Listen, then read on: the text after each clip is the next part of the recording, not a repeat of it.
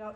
Awesome. Well, I just wanted to start by thanking you all for coming. I really appreciate you showing up. And thank you, Nick, for inviting me to speak. So I'm excited to talk to you all today. So for the sake of time, I'm just going to jump right in. So paternalism is a practice that's probably pretty familiar to those of you who kind of work on stuff in political theory, maybe some moral philosophy. And it's basically the practice of limiting the choices of free agents without their consent for the sake of promoting their best interests. So, at least in the US, I'm not sure about Australia, it's illegal in some states to drive without wearing a seatbelt, that would be an example. Some beaches don't allow you to swim unless there's a lifeguard present. So, pretty familiar examples probably of paternalism. And what's interesting is that there is a small literature on paternalism kind of applied to the epistemic realm.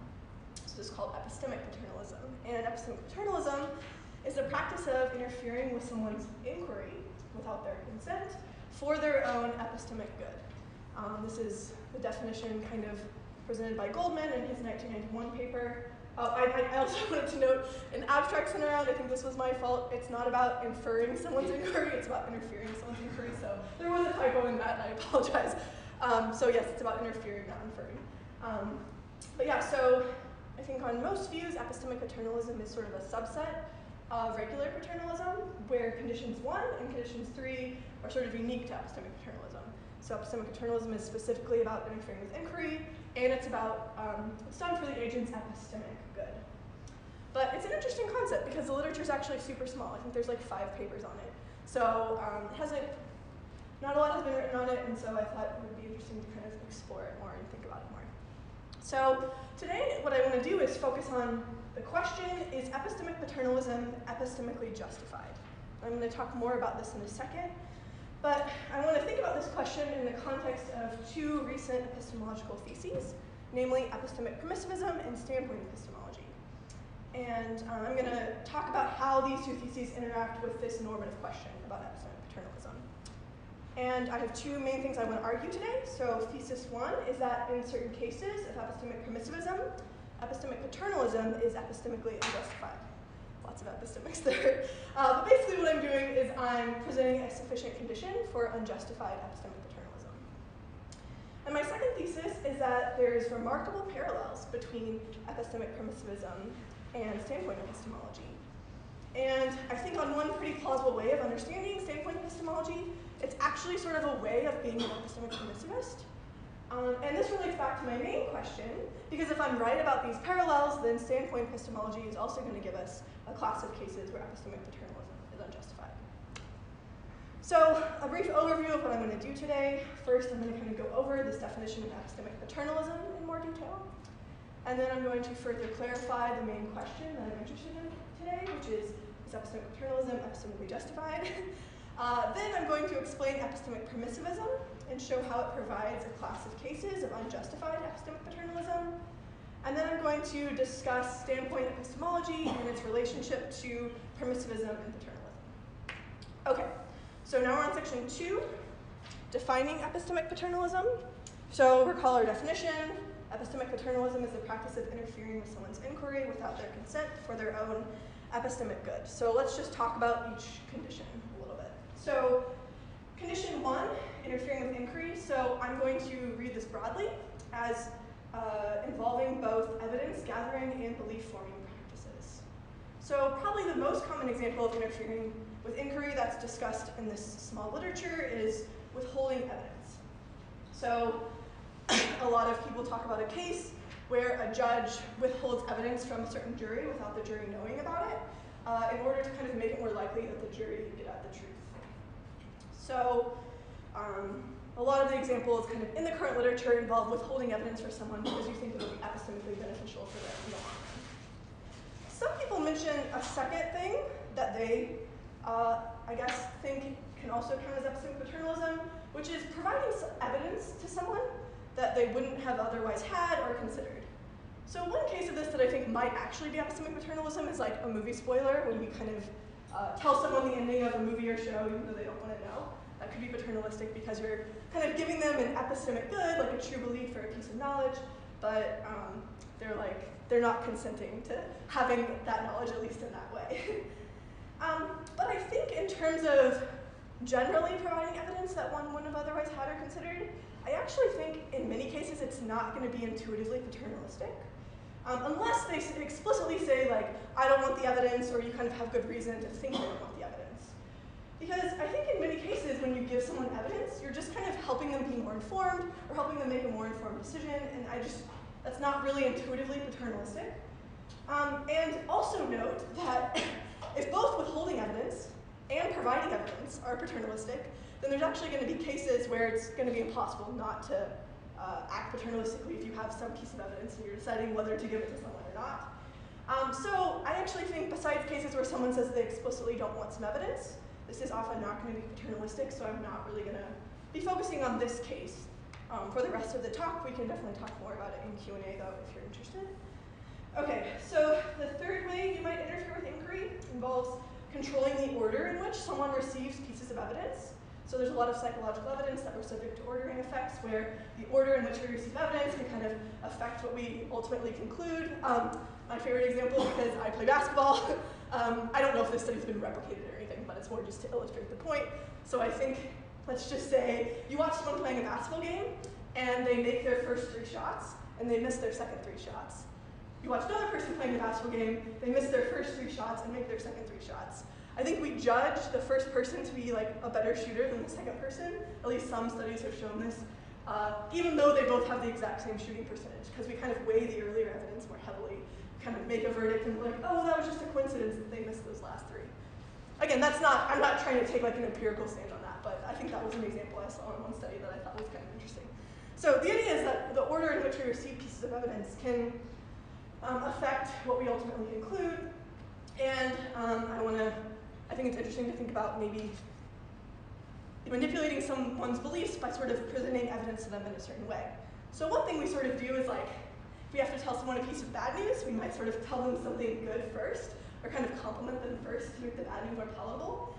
So this could be an example of kind of controlling the way we present evidence to someone so that they, like, maybe don't come to a conclusion like, oh, this thing's terrible, or they're not as mad at you or discouraged or something. I mean, some of these won't be epistemic, just not being mad at you, that might be not epistemic. But I want to at least say there's some cases where this could be a version of epistemic paternalism. Okay, the next 2 are a little more extreme. So flat-out deception or coercive measures. So an example of deception that might be epistemically paternalistic is teaching someone Newtonian physics before you teach them quantum physics.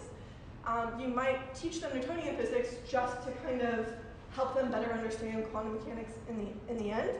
But you might initially kind of present Newtonian physics as if it's the true theory of the world, but with the ultimate goal of having them kind of understand the quantum realm. So that would be an example of deception that's epistemically paternalistic. And then coercive measures, I can just put a gun to your head and tell you to believe something. Of course you might say, well, you can't just believe on the basis of someone putting a gun to your head, but that doesn't really matter for our purposes, because you can still maybe try to believe, take steps to try to form the belief, so that could be a potential case of epistemic paternalism. And then the final potential way you might interfere with someone's inquiry is by manipulating the way they interpret or weigh evidence. So someone might already have the same evidence that you have that Aristotle is a proposition, but you can kind of try to manipulate the way they interpret that evidence or what they think that evidence supports. So one thing you could do is you could try to make a certain hypothesis really salient to them that evidence supports and try to get them to believe that over other hypotheses that the evidence might support just as well.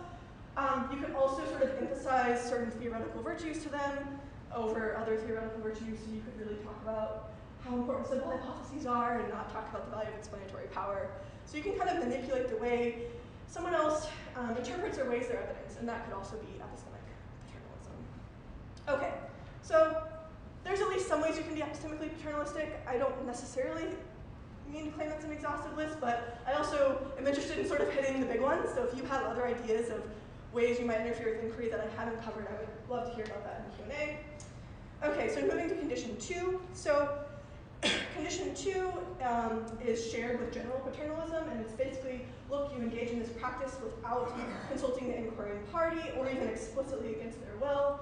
So in the case of the movie spoiler, or the case where I put a gun to your head and tell you to believe something, that might not be a case where it's like you're not necessarily not consulting them as much as you're just doing it explicitly against their will. But you could also just not consult them and just withhold evidence or something. So both of those would count. And then condition 3 basically involves the motivation for epistemic paternalism. And one thing about epistemic paternalism is that it's done for the inquirer's epistemic good. So here's a question. Well, what is epistemically good? And a common answer in the 5 papers of this literature so far is epistemic good is true belief. But it's actually a little controversial that true belief is the only epistemic good. And in fact, Feldman says there's nothing epistemically valuable about true unjustified beliefs. And okay, this is also a strong claim. I don't necessarily want to commit to that either. But you might think that epistemic justification confers some value to a belief, even apart from that belief's being true. And I'm actually personally sympathetic to the idea that justification can, in some cases, be actually an intrinsic epistemic value, even apart from truth. That's really controversial, though, and I don't necessarily want to commit to that. I don't think my later arguments depend on that claim. But I do want to say that justification at least has some kind of epistemic value, whether that's intrinsic or instrumental. So I think at the very least, it's conceivable that someone might engage in epistemic paternalism to try to give someone more justified beliefs. So for this paper, I'm going to consider both truth and justification, epistemic justification, as possible epistemic goods. So my answer is true belief and justified belief. Okay, great. So we have a definition of epistemic paternalism on the table. I think next it's natural to sort of turn to some normative questions. So here's 4 questions we might ask. Is paternalism, all things considered, justified? Is paternalism epistemically justified? Is epistemic paternalism, all things considered, justified? And is epistemic paternalism epistemically justified? So 4 potential questions. Here, I'm taking all things considered justification to just basically be what one may do or ought to do when all the relevant values are taken into consideration, which could include moral, practical, epistemic value, maybe aesthetic value, maybe others. I'm convinced this is a thing. If not, it's not really that important for my purposes, because you could also ask, like, is paternalism morally justified? Is epistemic paternalism morally justified? So you could slot in these other kinds of values, even if you don't like to think about all things considered value, but I do. But assuming, so we said at the beginning, it's plausible that epistemic paternalism is a subset of general paternalism. So that's interesting because then there's connections between these 4 questions.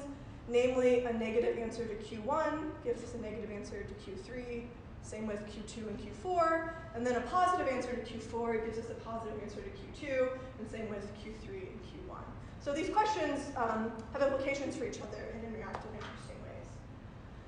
So we're today just mainly focusing on epistemic paternalism, though, not general paternalism. And it's pretty common in the epistemic paternalism literature to focus on Q3, or the moral version of Q3, is epistemic paternalism morally justified? I'm not totally sure why. I think it might be because people are thinking about it in connection to general paternalism, but that's kind of a speculation, so I'm not totally sure. But here's why I don't think that's necessarily a really fruitful question to ask. It's really difficult to justify epistemic paternalism on all things considered, or even moral grounds. And this is actually noted by 2 of the 5 papers in this literature. Both Duncan Pritchard and Emma Bullock say, look, part of what's built into epistemic paternalism is that it's done for one's epistemic good. So whatever this epistemic good is, whether it's true beliefs or justified beliefs, that's almost always, if not always, going to be outweighed by moral considerations in favor of personal autonomy and sovereignty. And I actually think this point is relatively convincing because remember, when we're thinking about epistemic goods, we can't sort of count the moral or practical value that's downstream from the true belief. So if you're like, oh, look, this jury won't convict someone who's innocent, you can't count that. You're just thinking about the value of the true belief or the justified belief. So if you're counting that downstream value, that's not going to be a purely epistemic motivation, and so it's not going to be epistemic paternalism anymore. And Emma Bullock has this nice case that I think illustrates why. whatever the epistemic good is, it's going to be outweighed by moral considerations, or all things considered considerations. So here's her case.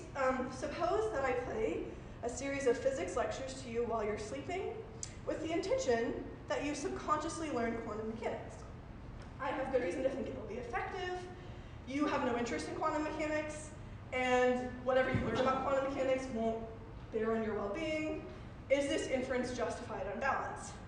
It seems like the loss of personal sovereignty is a weightier concern than whatever gain in knowledge you're going to get. Indeed, it seems like you would be correct to admonish me for my secretive inferences, even if you did actually want to learn about quantum mechanics. And that just kind of seems right to me. Like, it doesn't seem okay for me to sneak headphones on you to try to get you to learn about quantum mechanics while you're sleeping. And it's hard to see why whatever epistemic gain you would get from that would outweigh this kind of loss of sovereignty, or loss of autonomy. So for that reason, I think the answer to Q3 is probably just no. I'm kind of convinced of that. If you're not, we can talk about that in Q&A. But remember, we can't look at practical and moral downstream effects of the belief. We just have to think about the epistemics gain you're getting. Okay, so for that reason, I think it's actually more interesting to think about Q4. Q4 is about whether epistemic paternalism is epistemically justified. And actually, interestingly, this is the focus of Goldman's original paper. And then all these other, well, the 4 other people that wrote about this didn't talk about the epistemic justification. They talked about other kinds of justification. But this question is also controversial in its own way. And that's because this question is about the epistemic justification of a particular practice. So what this question is assuming is that, in some sense, epistemic norms can guide behavior. Epistemic norms can be action guiding. And that's weird, that's controversial. Some people think that just can't get off the ground. I actually don't think that's totally crazy. Because I think some epistemic norms can guide certain kinds of behaviors. Maybe how we get evidence, how we inquire, what our evidence gathering practices are, but also what we do with our evidence, how much we reason about our evidence, how much we reflect on our evidence. And one thing that's interesting to note is that this assumption that there can be epistemic norms that guide behavior is actually pretty naturally paired with epistemic consequentialism, which happens to be another thing that almost everyone in the epistemic paternalism literature is assuming. So that's the view that epistemic goods are more fundamental than epistemic obligations. And so the idea is like some practice can be justified if it sort of maximizes expected epistemic value or brings about more epistemic goods than it does epistemic bads. But it's interesting because at the same time, a lot of epistemologists who are thinking about epistemic norms are focused on deontological norms. So like proportion your beliefs to the evidence, believe truths, don't believe contradictions, have probabilistic credences, update by conditionalization, those kinds of things. So what do we do with those? So here's a potential totally non-essential suggestion that I just thought was kind of interesting, so I'm just going to throw it out there. And the idea is that deontological epistemic norms, like the ones I just mentioned, those govern belief formation. They answer the question, what should I believe, maybe holding my evidence fixed, or how should I update on new evidence? Consequentialist norms, on the other hand, they govern a certain, maybe small subset of epistemic actions or something. Maybe, I don't have to use that terminology if it makes you uncomfortable. But they answer the question, how should I inquire? And that's like, take actions that give you true beliefs or justified beliefs. Engage in certain kinds of reliable theoretical reasoning, etc. You might still hate this, you might bang your fist and say there aren't epistemic reasons for action, but then there's not really a debate to be had here. I mean, we can't really proceed with this question if we don't spot that there are epistemic reasons for action. And I think everyone in the literature either implicitly or explicitly assumes this. I guess unless we want to focus on the question of all things considered justification for epistemic paternalism or moral justification, but we already talked about why I don't think that's fruitful. So I'm just going to go ahead and roll with this. I actually don't even know if I agree with this assumption, but I'm just going to roll with it for the sake of argument. Okay. So now we're on the back of your handout. And on the back of your handout, I have 4 potential answers to this 4th question about the epistemic justification of epistemic paternalism. Of course, these aren't exhaustive, but these are just some that might seem natural. So look, 1, epistemic paternalism is always epistemically justified. Epistemic paternalism is never epistemically justified. Epistemic paternalism is always justified in certain circumstances, or it's never justified in certain circumstances. Okay, so A1 and A2 are pretty difficult to establish, especially if we kind of have this epistemic consequentialism in the background. You might be able to get some like trivial cases, but kind of given epistemic consequentialism, A1 and A2 are going to be tough. This author named Alstrom-Vidge, I'm not 100% sure if I'm pronouncing that correctly. So he has a book, actually, where he basically gives an answer in the form of A3. And he gives two conditions that are, actually, but he's not thinking about epistemic justification, he's thinking about all things through justification. But he gives two conditions that he thinks are jointly sufficient for all things considered justified epistemic paternalism. Namely, we have reason to think the practice will make the inquirer better off, and the epistemic reasons for inference are aligned with the non-epistemic reasons. That's not really essential. I disagree with him, but for kind of other reasons. But just an example of someone who's kind of given an answer similar to A3. So what I want to do in this paper is do something similar, but instead give an answer of the form of A4. What I want to argue is that two recent theses in epistemology, epistemic permissivism and standpoint epistemology, provide us with a class of cases where epistemic paternalism is unjustified. And look, I'm not going to be able to establish A2, that's really hard, maybe impossible, but I'm hoping I can at least give a sufficient condition where here's some cases where we shouldn't engage in epistemic paternalism. Okay, so taking stock, epistemic paternalism is the practice of interfering with someone's inquiry without their consent for their own epistemic good. I focused on cases where epistemic paternalism is epistemically justified, and will argue that when certain conditions are met, it's unjustified. And I've assumed that there's epistemic reasons for action. Okay, so that's kind of where we've been. Now let's move to talking about epistemic permissivism. I'm going to see how my time is doing. Okay, great. Plenty of time. Okay, so epistemic permissivism is the view that there are evidential situations that rationally permit more than one attitude towards a proposition. Some examples of this are paleontologists. They might share evidence about what killed the dinosaurs, but disagree about that question. It's from Gideon Rosen. Peter Van Inwagen talks about a case where, look, him and David Lewis might kind of share all the metaphysical evidence that bears on the question of compatibilism versus incompatibilism, but disagree about that. And I actually think, I'm just going to jump right out there and say this, I think a lot of philosophical debates involve permissive cases where, kind of given our evidence, there's more than one thing we can rationally conclude. I also think this is true for a lot of debates that are kind of at the cutting edge of scientific research. And I actually have another paper where I argue with a co-author that I think permissivism is actually in some ways very closely tied to underdetermination in science, where the evidence doesn't really tell you what you should conclude, but you kind of need auxiliary assumptions in order to get there. So part of the reason I bring these up is I just think there's kind of a lot of compelling cases where our evidence is kind of underdetermines what we ought to believe in a certain way, and so there can be more than one rational attitude towards a proposition. So for the purposes of this talk, all I'm going to talk about is interpersonal permissivism, which is the view that there are evidential situations in which two or more agents can adopt more than one rational, can rationally adopt more than one doxastic attitude towards the proposition. So, maybe me and Matt share evidence, and Matt believes P and I withhold.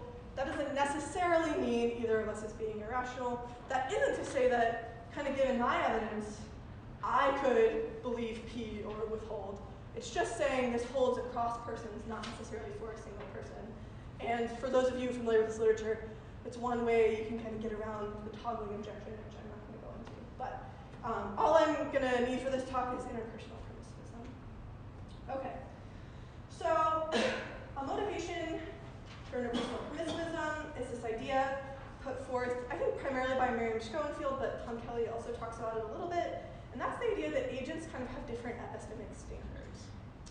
And an epistemic standard is the means by which we sort of evaluate, weigh, interpret, or process evidence. Here's a couple examples of epistemic standards. So the first is the two Jamesian goals, believing truth and avoiding error. Some of us might value believing truth more, some of us might value avoiding error more, and maybe me and Matt share evidence, but because I really value believing truth and Matt really values avoiding error, Matt withholds belief and I believe P. And the thought behind Kelly's argument is like, look, like, neither of us is irrational. There's just multiple ways we can kind of weigh these goals against each other, and there's not one privileged rational way to weigh them. So in that sense, we have different epistemic standards, but we're both rational. The same kind of consideration, I think, applies even more broadly when it comes to theoretical virtues. Again, like simplicity versus explanatory power. One person might really value simplicity, another might really value explanatory power, and thus they might come to different conclusions, even though they're kind of aware of the same evidence that they're doing a certain proposition. I also think, though, you can kind of just model this in a subjective Bayesian way, where your epistemic standards are something like your priors. And you start with different priors. That's kosher as long as they're probabilistically coherent. And then you update those priors. You might encounter all the same evidence, but have different credences because the priors you started with were different. So subjective Bayesian and the priors in subjective Bayesianism are another potential example of epistemic standards. And I think this is interesting because the possibility of interpersonal epistemic permissivism, I think, undermines a natural reason that one might engage in an epistemically paternalistic practice. So take the case of withholding evidence from someone. So I might think, look, my evidence supports this proposition P, but I might think that another person, upon coming to share my evidence, won't believe P. In fact, I might think they might come to believe not P or something, and so on this basis, I withhold that evidence from them. But if interpersonal permissivism is true, then the fact that someone with my evidence would come to a different conclusion than me doesn't mean they're being irrational, doesn't mean they've misinterpreted their evidence. They're applying another equally legitimate epistemic standard. So let's make this a little more concrete with a more specific example. Going back to this judge-jury case, so maybe the judge suspects that the jury, if they received a bit of evidence, they would interpret this evidence in a way that seems crazy to her. So she's like, look, if I give them this extra evidence, they're going to think it supports P. But I'm convinced it supports not P. And this might seem like crazy to her, but if they're employing another equally legitimate way of interpreting the evidence, they might be totally rational, even if they end up disagreeing about who's guilty. So, of course, there can be cases where the judge is like, look, they're going to invoke this really bad way of weighing evidence. You know, maybe they're going to engage in a really basic math error. There's actually some cases where like people are just like not sensitive to base rates properly in courtroom cases. So maybe she'll think, look, they're just going to make a basic math error. Maybe I know they're really biased and they're going to interpret this evidence in a really biased way. Of course, that's possible, and in those cases, she might actually have a reason to withhold evidence. But those aren't going to be permissive cases, right? Because permissive cases are ones in which your epistemic standards sort of produce a belief that's rational given your evidence. In those cases, you wouldn't be employing an epistemic standard that produces rational beliefs. So I should have probably emphasized this more earlier. Permissivists don't think any standard goes. They don't say for every body of evidence and every proposition there's more than one rational attitude. It's just a claim that this happens in certain cases. So you can't just employ any epistemic standard and then you're totally fine. Your epistemic standard has to be legitimate, reliable, in a certain way. So that said, though, I think epistemic permissivism is still going to speak against certain cases of withholding evidence. I think it's also going to speak against cases of interfering with the way another interprets or processes evidence. Because if you're employing a legitimate epistemic standard, look, you're not going to have a positive reason to do this, because either way, their belief is going to be rational. And further, you won't have a truth-motivated reason to do this, because in permissive cases, part of what's behind those is that neither party has some kind of privileged access to the truth. Think again about our examples like philosophy cases, or these cases that are on the edge of kind of scientific inquiry. Kind of what's going on there is neither party has like this privileged access to the truth, such that by interfering with another person, they can kind of ensure, they'll know that they're ensuring that person has a true belief. So from their perspective, you can't give a veritistic defense of paternalism here. I also think, though, not only is there no positive reason to do this when you find yourself in a permissive case, but also there's additional reasons that speak, epistemic reasons that speak against doing this. One is, I think, inference. So going back to our judge-jury example, it could stifle the jury's example to sort of think creatively and inquire freely. So if they get this whole body of evidence, they might actually consider possible explanations of the evidence that just had never occurred to the judge. Maybe everyone's like, oh, Jones did it, Jones did it, Jones did it. And then someone's like, what if Jones, Butler, Smith did it? You know? And it's like, oh, no one's thought of that. And that actually like way better explains the evidence. So the idea is like when we have these coexisting but differing epistemic standards, this can lead to an epistemic diversity that improves our collective epistemic position in the long run.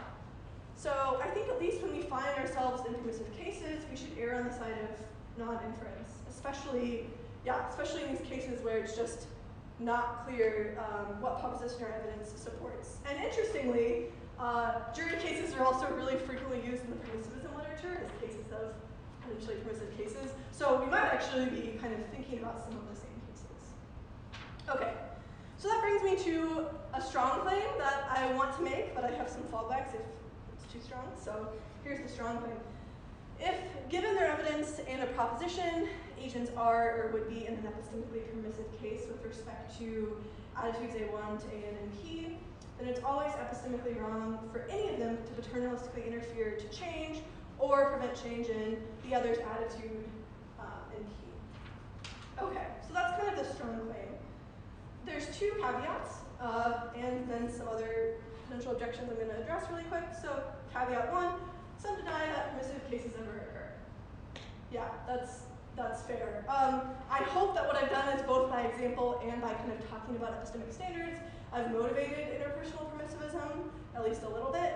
But there are going to be people who are just like, nope, you're never in that case, that's just impossible. And then I'm probably not going to have that much interesting stuff to say to them, except to try to motivate permissivism more. So that is kind of one way you can deny that this claim is interesting. Another thing to note, though, is that in terms of types of permissivism, one distinction is between moderate permissivism and extreme permissivism. So in a moderately permissive case, only some subset of the attitudes are permitted given the evidence. So there might be a case where the evidence sort of rules out disbelief that P, but allows you to withhold belief that P or believe P. Or maybe the evidence rules out some credences, but it allows you to have any credence between 0.8 or 0.9, something like that. So if you're more into like the moderate permissivist view than the extreme permissivist view, which says all the attitudes are permitted, then the paternalism or the unjustified paternalism, it's only going to apply to the permitted attitudes. So if our evidence sort of rules out disbelief, you could still kind of paternalistically interfere to move someone away from disbelief, but not in between the attitudes that are permitted. Okay, so a couple other concerns you might have about this claim. How does this claim interact with paternalism that's done for the sake of promoting true beliefs? I sort of touched on this a little bit already, but the idea is like, look, from the perspective of an agent who's actually in a permissive case, the evidence isn't going to make the truth obvious. And again, I think thinking about the analogy with underdetermination in science helps. The evidence isn't going to push us in one way or another without these kind of auxiliary assumptions. If the truth is really obvious to me and so that like I can basically know my inference is going to give you more true beliefs, then that's great. But then I think we're probably not in a permissive case anymore. Okay, so that's the question about true beliefs. Another thing, I've only discussed cases of withholding evidence and then interfering with the way one processes evidence. At the beginning of the talk, I mentioned other ways you might interfere with inquiry. So what about those? Okay, so providing evidence, we talked about that's just not going to be paternalistic in most cases. Cases of deception and coercive measures, those aren't going to be permissive cases because the agents just aren't going to share evidence. Like if I'm teaching school children about physics, they're just going to have different evidence than me. And then cases of evidence ordering, those are going to fall under interfering with the way one processes evidence, potentially. Or they might be cases where the standard you're invoking isn't rationally permitted. So it's going to be either one of those. So, but there could be other ways of interfering with inquiry that I haven't considered. So if you have more, we can talk about those in Q&A. Okay, so that said, I have this strong claim. I do have sort of two weaker fallback claims if you're thinking this claim is too strong. So the first is this. In permissive cases, I put it more formally on your handout, but I'll just say it informally. In permissive cases, a potential justification for interfering with inquiry is undermined. So it's not saying you don't have positive reason not to do it, but just that this justification is no longer there. And a second claim is like, in permissive cases, it's usually or often epistemically wrong to interfere to change someone's attitudes. Not super happy with this. I don't really like claims about often, kind of ad hoc. You can just throw the counterexamples in the pile and say that's not what I'm talking about. So not really happy with that. If you have ideas about how I might modify it to make it weaker but less ad hoc, that would be great. But I just wanted to note those are some fallback claims you can sort of go for if you're not convinced by the strong claim. Okay, so now we are moving to section 5, which is about standpoint epistemology. So standpoint epistemology is basically a thesis that says your social position affects the epistemic goods that you can access.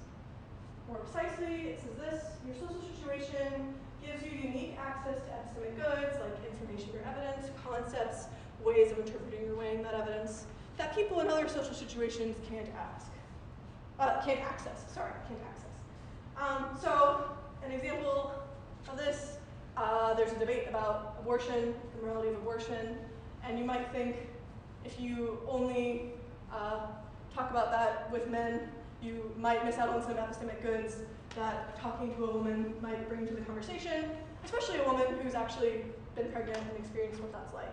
So the idea is that your social situation can kind of bring epistemic goods to the table that people in other social situations can't. Okay, so there's two versions of this thesis. The first is what I call global standpoint epistemology, that says your social situation affects all of your beliefs and all of your knowledge.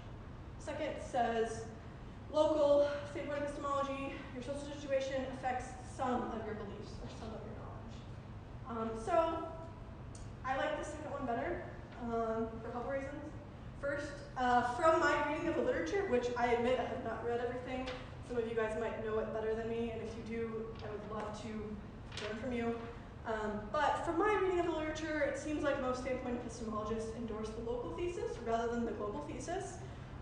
Solomon, who I cited on your handout, is very explicit about this, but Toole is also. Solomon actually gets an argument for this, so she's like, look, your gender, your race, or these social facts, they might not affect your belief about whether it's going to rain tomorrow. But they might still affect, your gender might affect your view on divorce or abortion or labor, economics. So I think it seems more plausible that your social situation affects some of your beliefs, but not all of them. Further, there's kind of this worry that's brought up a lot in the standpoint epistemology literature, which is basically like, look, it leads to some kind of problematic subjectivism.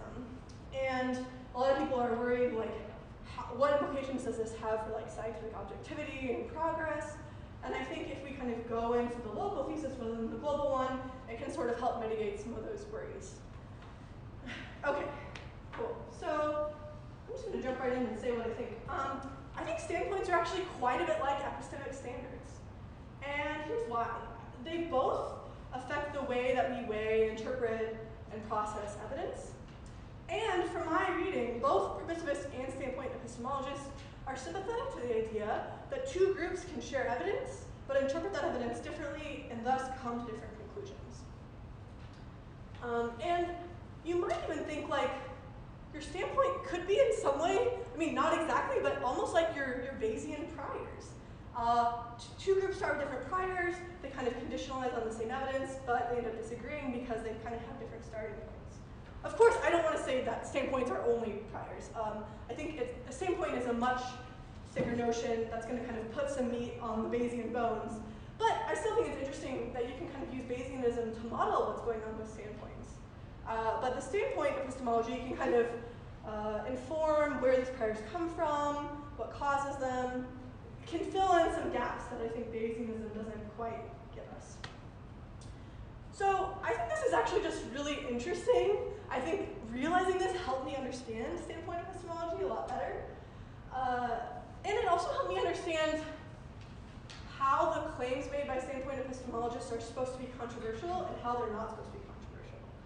So like, look, what the standpoint people are claiming, I think, might potentially be inconsistent with uniqueness, which is the theory that for one body of evidence, there's only one rational attitude, it's the denial of permissivism. But at the same time, it's also uncontroversial because it doesn't really lead to this kind of global skepticism or subjectivism that some people have claimed, especially if you're going into the local thesis. And the standpoint epistemology literature, like I kind of mentioned earlier, is really concerned, like, how can we endorse standpoint epistemology but also capture like the scientific progress that it seems like we're making. But if I'm right that the standpoint is similar to an epistemic standard, then actually standpoint epistemologists and scientists have quite a bit in common. Because there's, I've said, look, permissive cases are similar to these cases of underdetermination in science. And permissive cases are also similar to these cases where your standpoint kind of affects what you end up believing. So the theses, not only are they not opposed to each other, but they actually complement each other in certain ways that I think are really interesting. So I think this also relates back to kind of our question about epistemic paternalism, because it brings out that there are certain positives associated with not acting paternalistically. So look, I mean, it's similar to the argument I gave with permissivism, but look, A and B have different standpoints. Both standpoints deliver equally legitimate epistemic perspectives for similar reasons discussed above. A's motivation for acting paternalistically towards B will be undermined because it won't give B more rational beliefs, and A doesn't have the kind of privileged access to the truth. And I think A actually has additional positive reason not to act paternalistically because it's going to stifle the perspective of a certain standpoint, which I think is actually really problematic. So look, if we think standpoint epistemology is related to permissivism in this way, this gives us a reason to think permissivism is true, because the standpoint is going to function similarly to an epistemic standard, so there's actually all these other permissivists out there. But it also, I think, gives us even more reason to worry about epistemic paternalism, at least in these specific cases involving either permissive cases or cases where the standpoint affects what conclusion you come to. Okay, so I think I have like 5 minutes? Maybe not. I'm going to really quickly just address 2 objections. I don't think it'll take 5 minutes. That you might have to this, and then conclude. Okay, so the first is, well, can't we have standpoint epistemology without permissivism? And I think the most plausible version of this picture, actually Justin and I talked about this a little bit, is that the function of the standpoint, all it does is affect what evidence you have. And you might think this is like plausible in certain cases, like if you've actually been pregnant, you've had certain experiential evidence that someone who hasn't been pregnant has never had, and you can kind of bring that to bear on certain questions and certain debates. So maybe standpoint epistemology isn't actually that similar to permissivism, because maybe all it does is just changes your evidence. Okay, so I have 5 responses. I'll try to go through them quickly. That's maybe overkill, but I have a lot of responses, okay? Okay, so the first is that I think this is a relatively limited function. If all it's doing is changing the evidence you have, I mean, I don't think we want to say that's all the standpoint is doing. And I think it's natural to think that the standpoint at least would also affect the way you interpret or process evidence, especially because I just think it's so similar to what permissivists are describing when they talk about epistemic standards. So the first response is just like, I don't know if we want to say that the standpoint is that limited, just to all it does is change what evidence you have. Response number 2, I just don't think this is the way people in the standpoint epistemology literature are thinking about the function of the standpoint. And part of what kind of inspired this paper actually is, I was in an interview and there's this woman and she's like very into standpoint epistemology, and she kept describing to me, so there was this other guy in the department and he went to Rochester and he was really into uniqueness, and she's like, we just can't, like there's something missing, like I just don't get it. And I was like, that's so, she's like, he keeps saying there's two people and they share evidence and they come to the same conclusion, and that's just not right.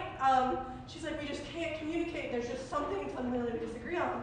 But like, and we hadn't talked about permissivism at all, and I don't know if she was thinking about it in those terms, but then later I was like, oh, that guy's super into uniqueness, that's probably what they were like disagreeing on. So, I mean, I don't know, I don't want to say this one experience speaks for everyone in the standpoint epistemology literature. I also think probably there's a lot of different versions of the standpoint epistemology, but I think at least some of these people, what they're really getting at is they're saying evidence by itself doesn't tell you what conclusion you should come to. The standpoint is a huge part of telling you what you ought to believe or what you can know. Okay, so that's response 2.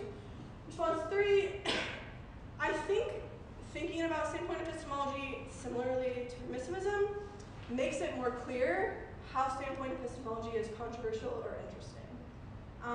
If all you say is the standpoint only affects your evidence, I mean, that's like kind of obvious, right? Like, of course, sometimes social facts can affect what evidence we have. Again, the pregnancy example, it's just not, like, maybe they don't mean it to be a controversial thesis, but I kind of think they mean it to be at least a little controversial. And if it's supposed to be a little controversial, I think this is kind of a nice way of understanding in what sense it's like an interesting thesis, and in what sense it's not. Okay. That said, I am very open to the idea that standpoints can also affect what evidence we have. I kind of said this already.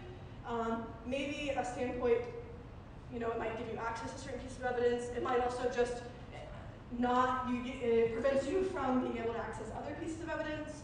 So I think sometimes the standpoint can affect your evidence. But I think in other cases, it affects the way you process evidence, not just what evidence you have. So I'm open to kind of having both functions. So those 4 responses are all kind of challenging the idea that the standpoint only has this one function, that is affecting what evidence you have. But a 5th response says, maybe even if you're right that all the standpoint does is affect what evidence you have, maybe I can still get an argument against epistemic paternalism going. And the idea is like, look, there might be something that's epistemically valuable about the fact that different standpoints provide different bodies of evidence.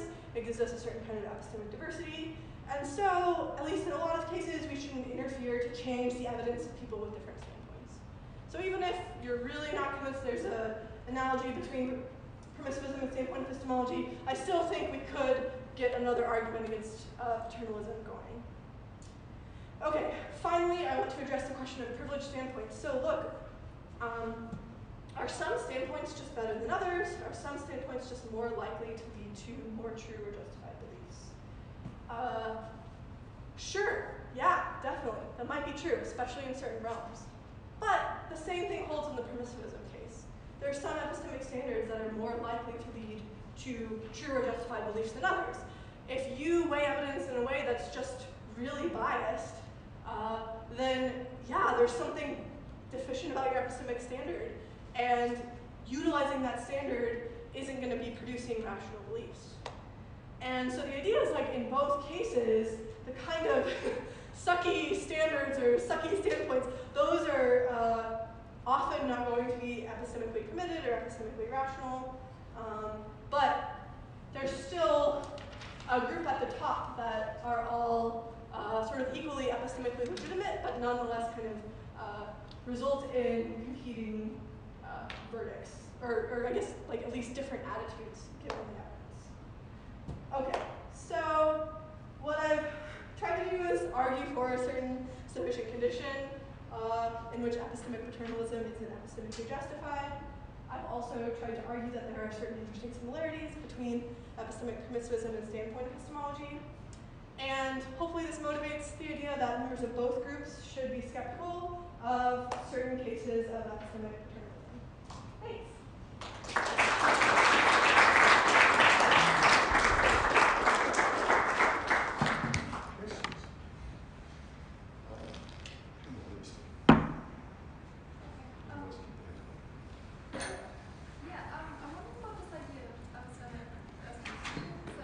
Oh, yeah. I feel like this is just not going to be fair and not spotting something like me.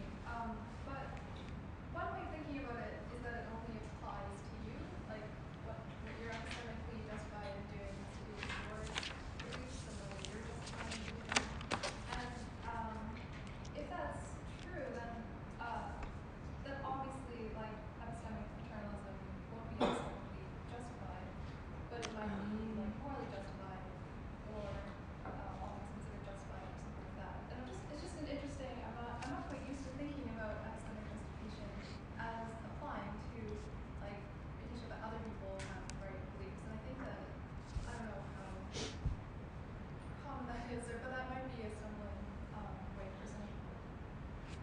I see. So the idea is the idea that we like never share evidence? Is that kind of why? Or I guess the idea is like epistemic goods are like the rules that I have to follow if I'm doing what's epistemically right, just apply to my beliefs. And so like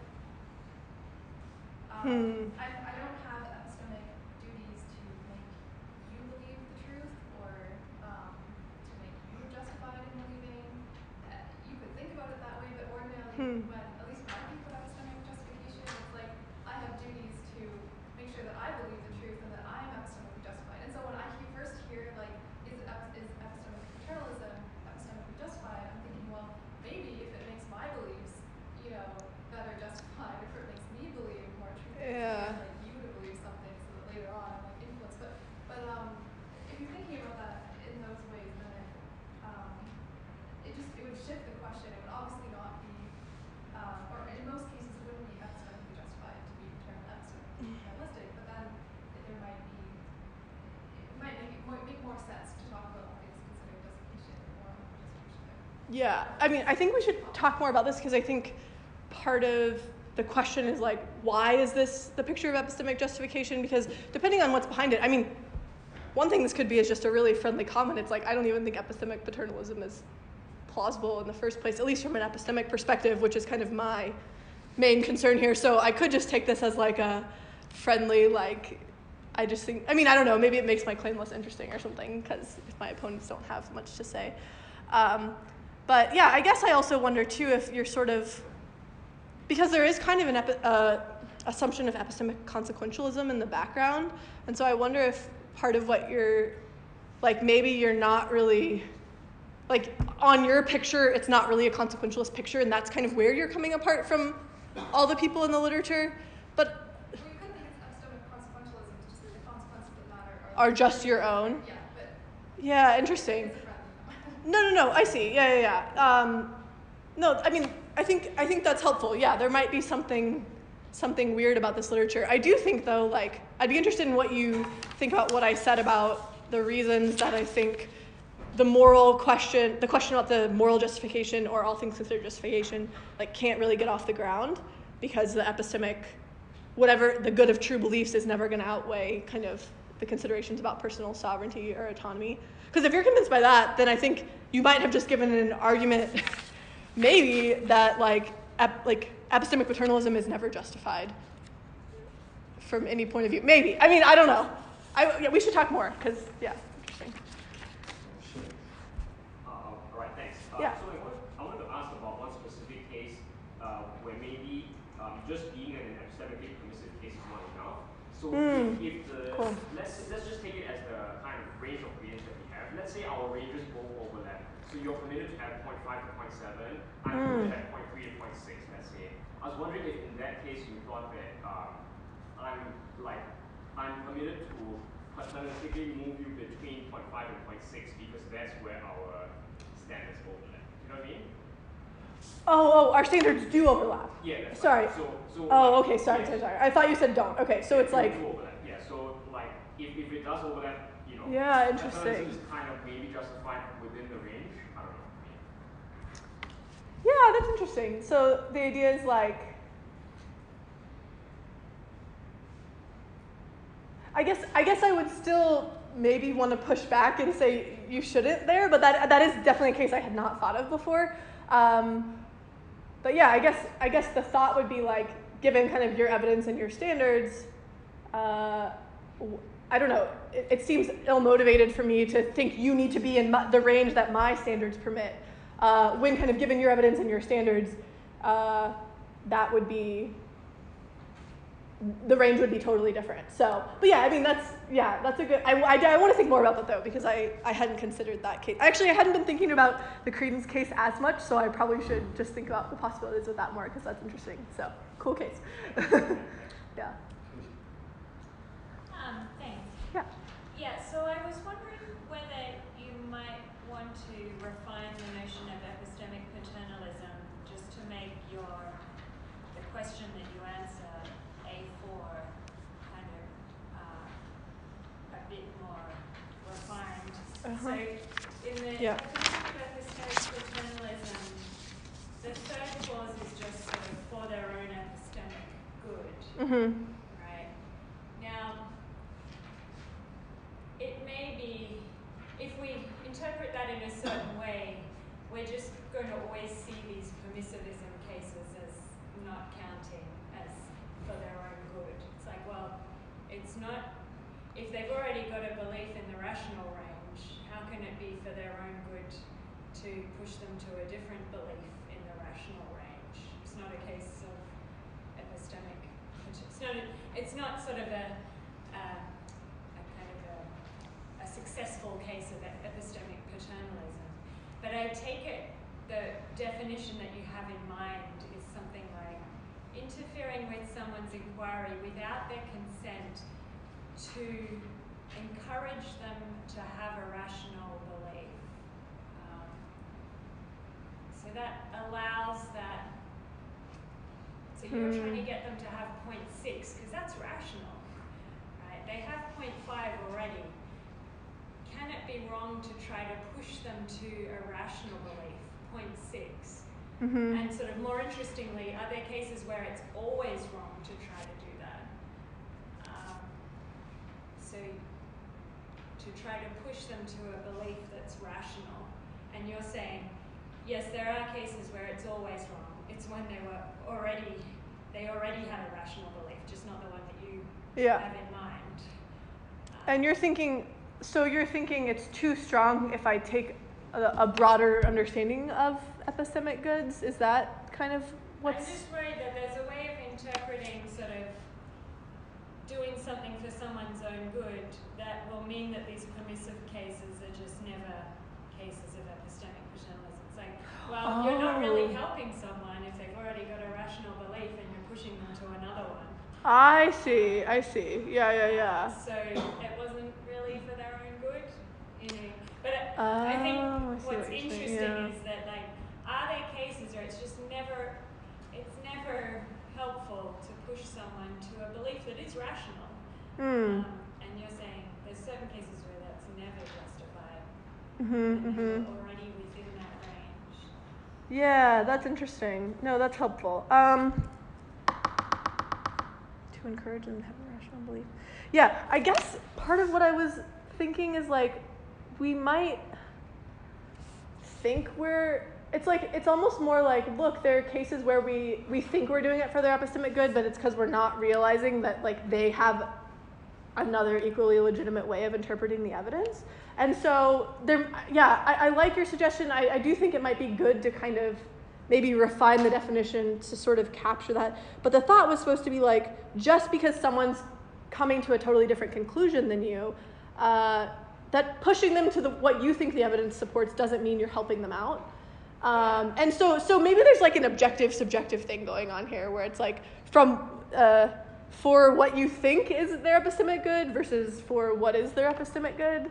Or, I don't know. That, but I was a little worried that because of course if we're just relying on the limited viewpoint of the person being paternalistic, there's going to be many cases where it's not okay when they're wrong. Like, but what's interesting about this case is there's a sense in which they're right. 0.6 is rational.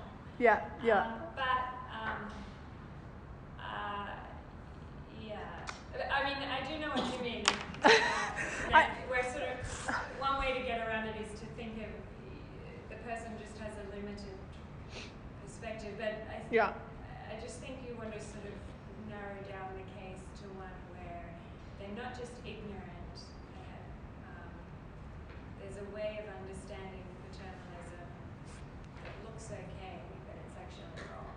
It looks okay even if they have full knowledge, but it might even be worth separating the cases out and then talking about maybe what's interesting about the full knowledge cases and then what's interesting about the cases where we don't have full knowledge. And then, I mean, part of what I'm trying to push here is like, look, I feel like sometimes we just think like, oh, if we disagree, like there must be some problem with you if I'm convinced I'm rational. So like I need to kind of show you why you've misinterpreted the evidence. And I mean, part of what I'm trying to push here is like that's just not always true. But yeah, I think that, yeah, I want to think more about how I might frame that to capture what you're talking about. So that's helpful. So I was trying to cook up a case that put some pressure on the strong claim. Yeah. So the thing that I think is causing the problem was the assumption that you seem to be relying on, that in a permissive case, either way the agent goes, they're going to end up being rational. Yeah. So here's the case. So let's say that all of the rational standards out there are generally reliable with respect to P. So like 99% of the standards out there are going to get you the right answer. And let's say that Frank, he's rational, so he has one of these sets of standards. Mm-hmm. But he's a busy man. So one of the ways that he might form a belief with regard to P is he might pull out a coin out of his pocket and flip it and just decide if it's heads, then I'll believe P. If it's tails, then I'll disbelieve P. Yeah. He doesn't have a coin in his pocket. I have a coin in my pocket. And he looks over at me and he says, "Hey, Matt, you have a coin. I'm trying to figure out whether P when I flip this coin," as opposed to using the rational standards that I would have used otherwise. So in a case like this, it seems like I would be paternalistic if I say, no, I don't have a coin in my pocket, because I know Frank and I know that he's just going to flip the coin and form like a belief. Yeah. But if I say no, and I say I don't have a coin, then he's going to go through and weigh the evidence carefully, and he's going to form likely the correct belief, like 99% chance of correct belief. Oh yeah. So the worry is that it doesn't just matter what attitudes you hold in a permissive case, it also matters in a sense how you got there. And so in cases where you could be relatively confident that something that you're going to do to an individual is going to cause them to get there in the wrong way, it seems as though that's going to be a case in which I could paternalistically, without their consent. Yeah, that's interesting. So I guess there's like two things to say. So one is, I mean, you might think that just interfering with inquiry is a little bit broad, because, yeah, I get, well, maybe you're right. Maybe there is some, I was just thinking in your case, there's something that's like not, it is paternalistic in a sense, but it's not in another sense, because you're like, no, you go think through the evidence yourself. And that's kind of, in a way, like saying, use your own epistemic autonomy to go like figure out what your evidence supports. So I guess but it is paternalistic in that you're kind of like forcing him to do that.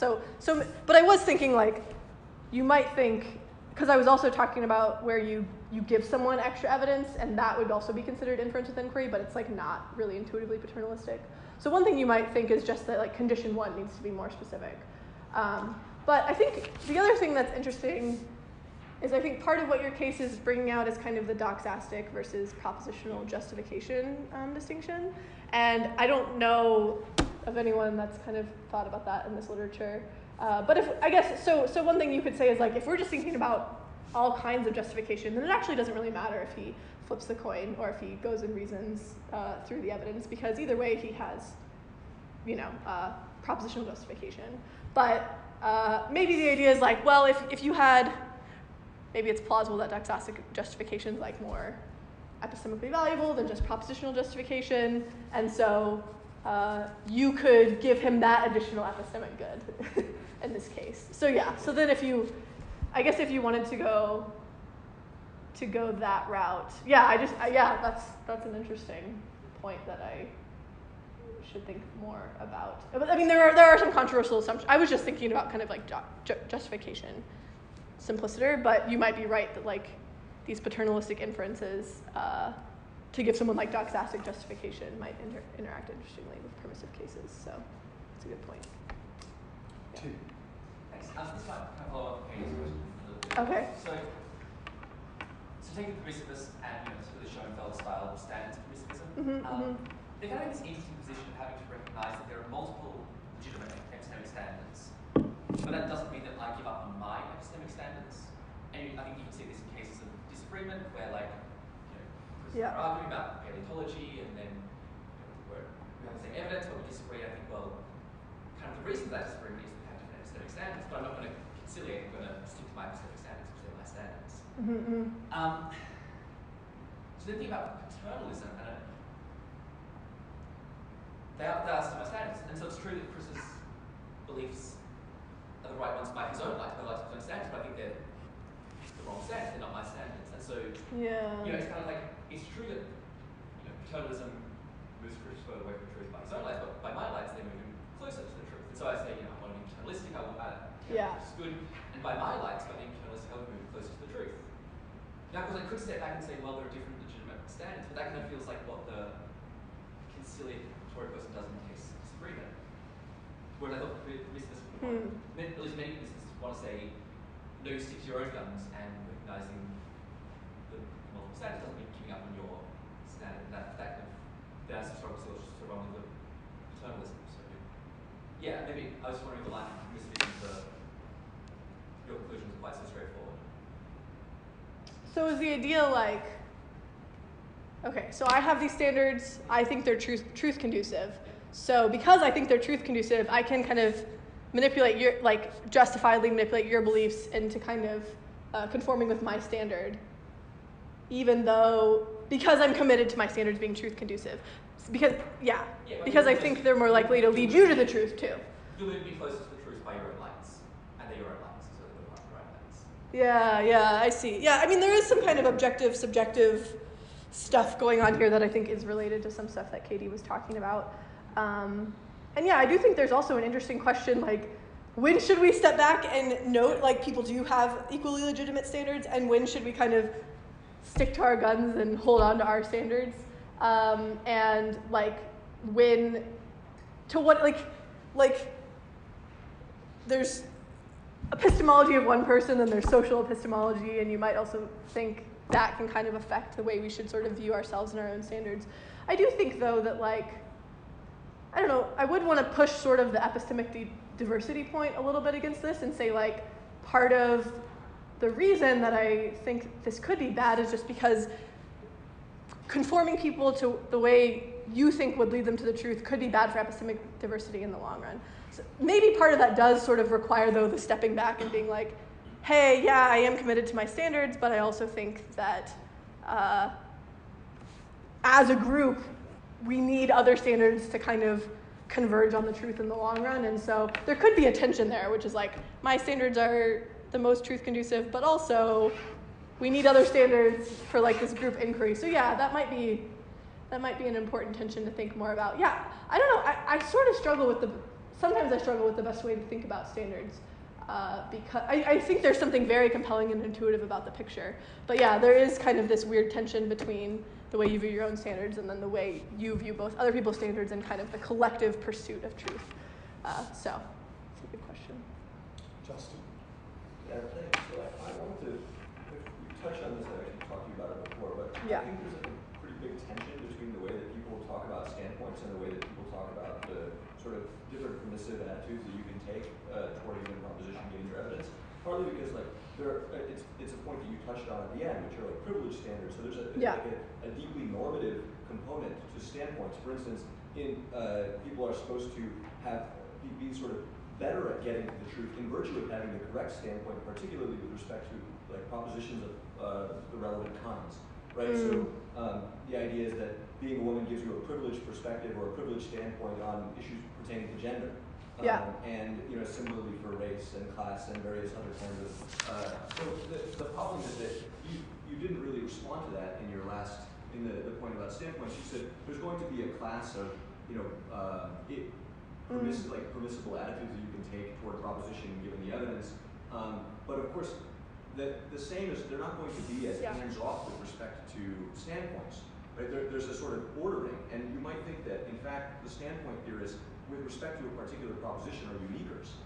So, like, they're going to believe that there's a particular best standpoint that you can take with respect, and one that gives you best, which is why I was pushing the line that standpoints have to be connected to evidence. Otherwise, there's no way of ranking them. Otherwise, there's no way of accounting for the fact that there's a sort of normative component, and there's a best standpoint to have with respect to a particular body or collection of proposition or area of inquiry. Well, so I think, a lot of things to say. The last thing is, I do think there can be cases where, like, the evidence just clearly supports one proposition. Like, almost all the evidence that we have in this whole room, it supports the proposition 1 + 1 = 2, right? So it could be that there are kind of given a certain body of evidence, there are standpoints that it doesn't change the evidence, but it just kind of points you more clearly towards what that evidence supports. I think there's another part of your question that's really good and important, but to the second thing, I do think that you could have privileged standpoints without saying the standpoint has to change what evidence you have, because a privileged standpoint might just say, look, this is clearly what we should conclude given this evidence. So that's the second part. Okay, the first part's really interesting, and this is something I just kind of want to learn more about with the standpoint epistemology stuff. But I do think, so in both permissivism and in standpoint epistemology, they're going to say, yeah, there's some standpoints or some standards that aren't as good. There are other standpoints and other standards that are better. What you might be pointing out is, well, in standpoint epistemology, there's one privileged standpoint. And in permissivism, there's multiple equally legitimate sets of epistemic standards. So I guess one thing I'm wondering is that true, or is that always true? And it might be, but we could talk more about that. One reason to think it might not always be true is one thing some people in the literature talk about is, well, we shouldn't just assume, taking the gender example, that all women, there's just one standpoint that is the female or the woman's standpoint. And it might be that different women bring in valuable standpoints, but they're different. So when we're talking about abortion, maybe it is plausible that women their standpoint should be privileged over the standpoint of other genders. But I think different women can also have different standpoints. So you can still kind of get the analogy with permissivism going. It's also really complicated because intersectionality is a thing. And so the idea is like race and gender give you a standpoint that's not just reducible to the standpoint of the race and the standpoint of the gender put together.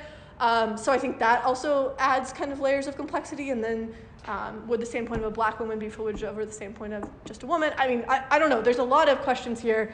I'm not 100% convinced that you still can't get something analogous to the permissive case, but I want to learn more about standpoint epistemology. So, really quick. Yeah.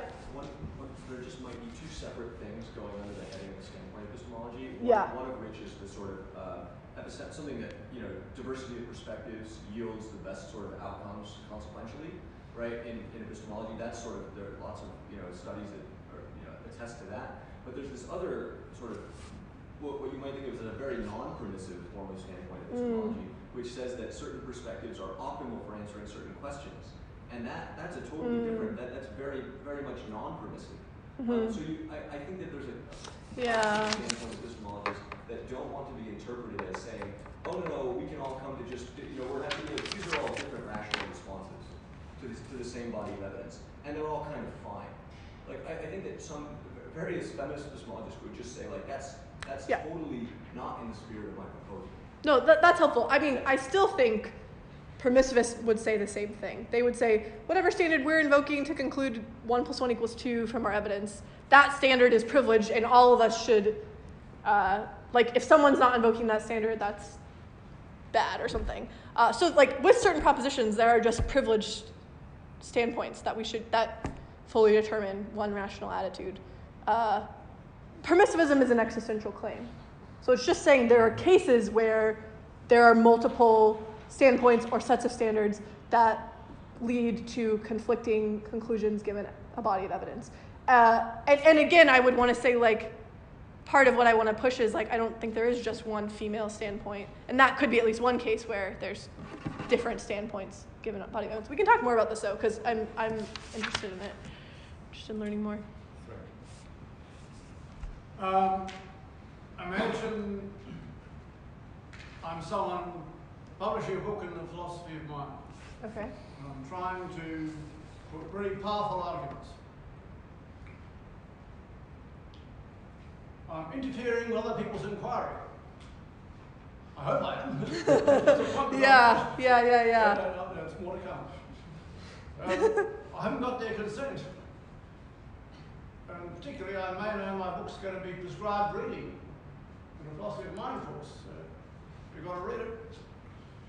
I'm doing it for their own epistemic good. Hope so. I'm withholding evidence because of necessity I've got to be selective. You can't write it if you're wrong. You've got to choose what to tell about. So you're selective. I'm providing evidence that people wouldn't otherwise have had. Hope so, but I'll flop it. Nobody knows.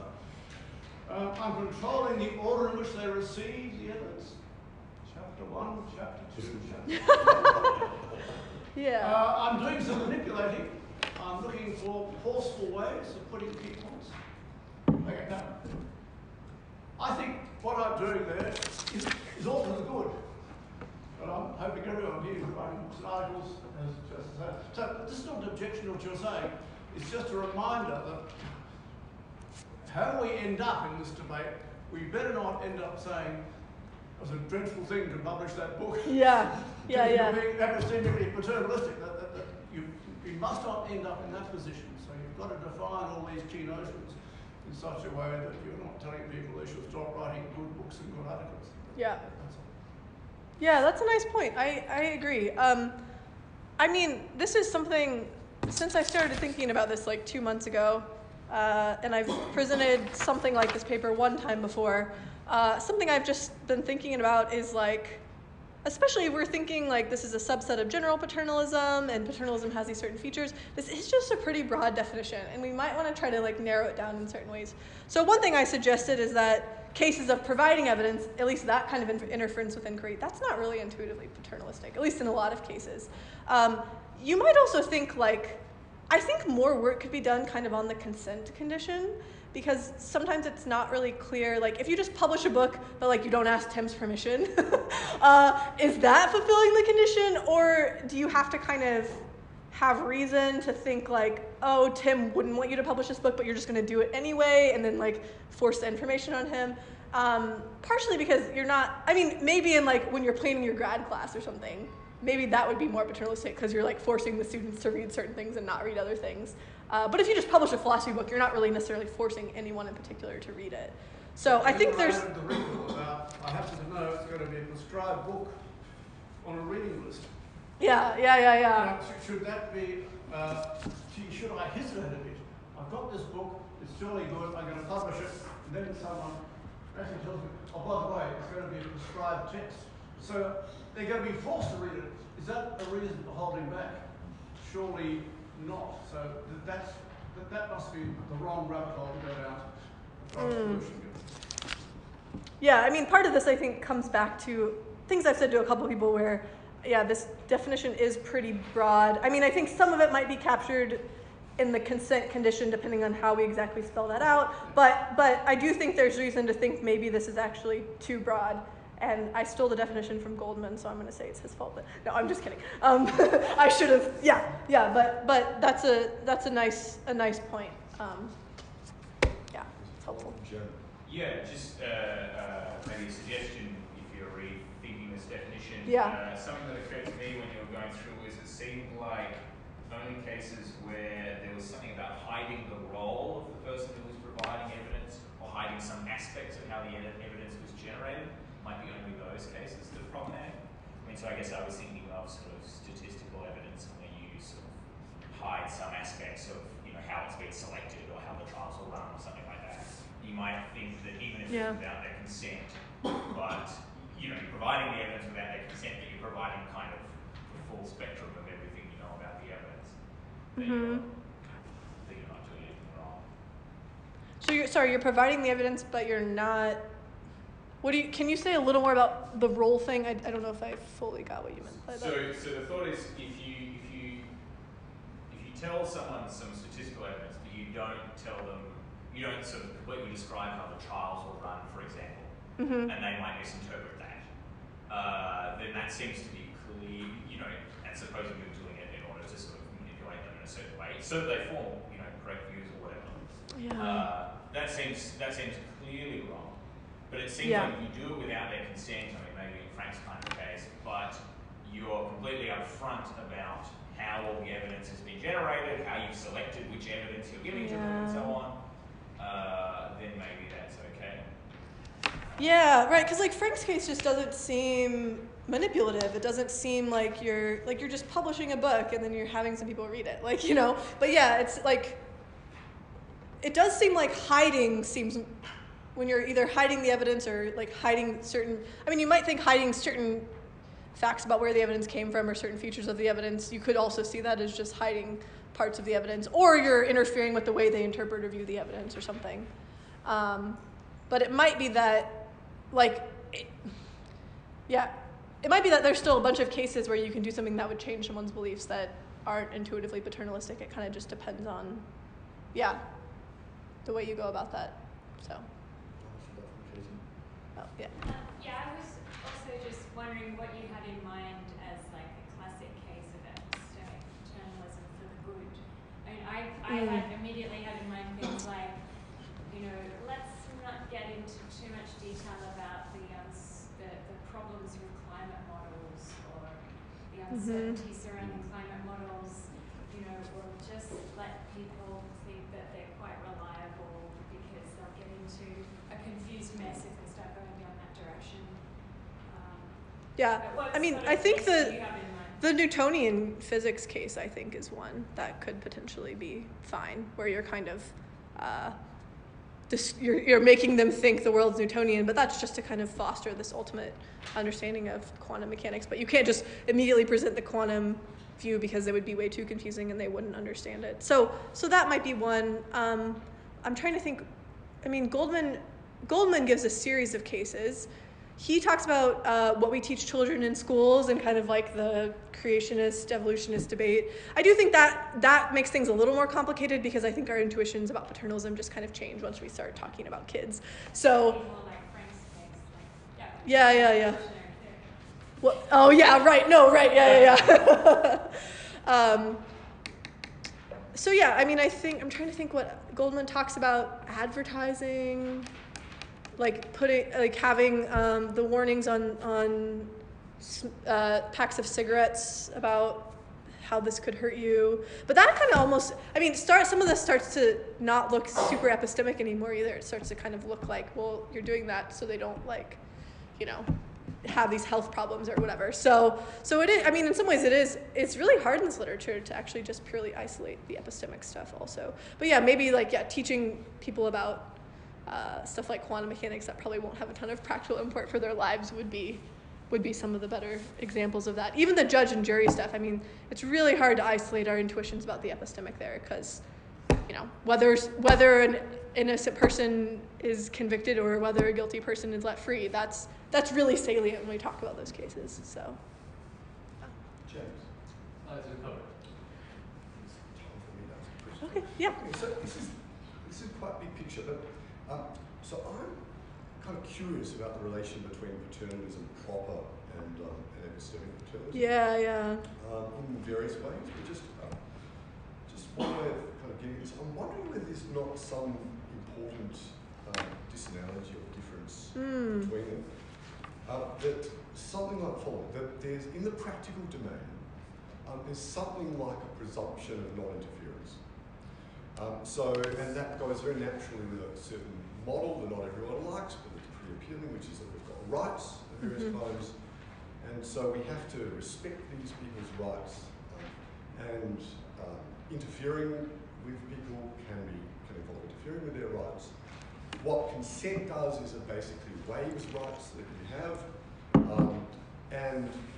But if that consent hasn't been given, then you better be very, very careful to go around interfering with it, even for their own good.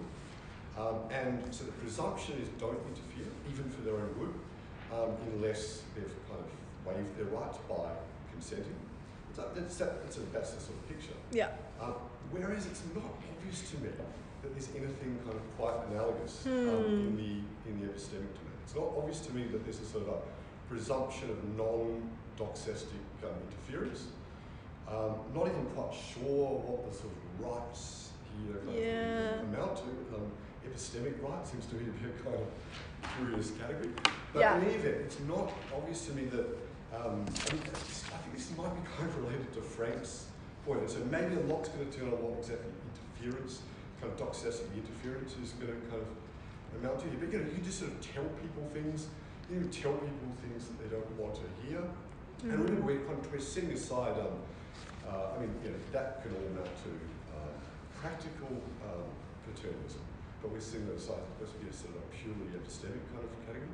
it's not obvious to me that there's this sort of presumption of non-interference in the epistemic domain that makes it the case that we sort of would need to be soliciting interference.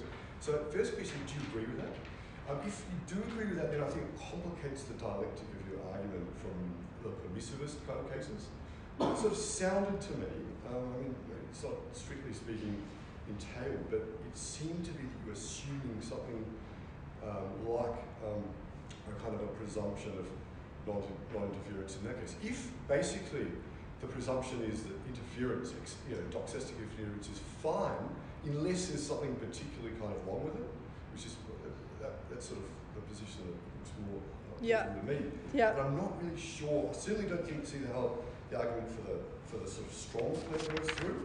Yeah. Even the weak claim one is this idea about the potential justification they might have for interfering. That would seem to be another place where you're assuming that you needed to have a potential justification for interference. Whereas if actually there's no presumption in favour of non-interference, then who cares? You don't need to come up with a potential. In fact, if anything, you need to come up with a kind of potential justification for why it's problematic, actually. So in other words, it's basically fine unless there's some particular reason to think that it's not fine, like you'd be lying to them, for example, that's not okay. There's all sorts of ways in which the presumption in the other direction can be overridden. But anyway, it just seems to me that they look very, very different to me and maybe different along that dimension, including others. Yeah, no, this is really interesting. I mean, one reason this is interesting is just because everyone's just kind of like, oh yeah, of course epistemic paternalism is just a subset of paternalism. But this actually makes you think maybe not at all.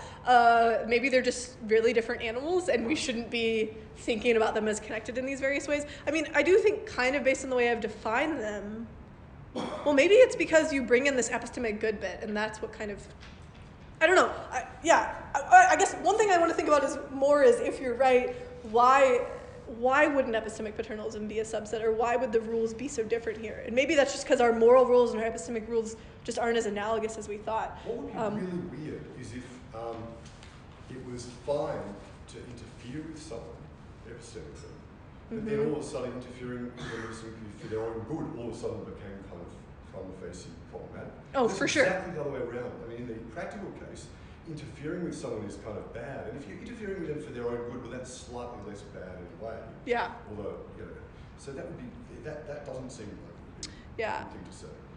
So it's more going to do with this sort of presumption in favour of non-interfering in the practical domain. Yeah. And I just don't think that there's anything. Well, at least I can't see why there should be any kind of analogous presumption. Setting aside practical considerations, admittedly, the practical and the epistemic get kind of mingled together. But yeah, I mean, it's hard because it does seem like there are these kind of sneaky cases where you're just like, oh, there's this bit of evidence, but I'm just not going to give it to them so they don't believe this thing, or like, oh, like I'm going to really just try to manipulate this person to get them to believe this thing. And those do seem like much more like, in some ways, much more like regular paternalism. I mean, maybe not in all the ways you're talking about, but I think you're right that there's these other cases where we're interfering with inquiry and it's just not at all clear. So maybe you, Katie, and Jeremy are all kind of helping me see, like, I mean, one thing I might want to try to do is try to make this more specific, so I am getting at kind of what's more intuitively paternalistic about epistemic paternalism, and not just like letting in any kind of interference with inquiry, because yeah, he's right, like we interfere with each other's inquiry all the time. I mean, I think this is kind of a problem maybe with the literature in general, hopefully not just a problem for me, but yeah, there's a lot of interesting, I don't know if I would say problems with the literature, but like things that this literature is assuming that seem weird, like the epistemic reasons for action thing is another one. But yeah, I do think, yeah, like epistemic rights, does anyone know anyone that talks about those? That's interesting. I mean, I don't know, I've never heard of someone talking about that, and I don't know if there's any papers on that, but that's actually a really interesting thing to think more about. Because it does seem like intuitively, in some of these cases where I'm just like trying to manipulate you or just not giving you evidence that would clearly be relevant, maybe I am violating some kind of epistemic right you have. But it does seem, I agree with you, like this seems really broad. And yeah, maybe there isn't the same, at least in the broad sense, there isn't the same kind of default presumption in favor of non-interference. I do think, though, part of what I tried to push was, in the cases that I'm interested in, the epistemic diversity does give us kind of long-term epistemically good benefits. And I also think sort of the justification or truth reasons you might have for engaging in the practice are undermined. So at least, maybe at some points it sounded like it was, but at least some parts of the argument I was hoping weren't necessarily relying on a principle that says don't interfere unless you have a good reason to or something.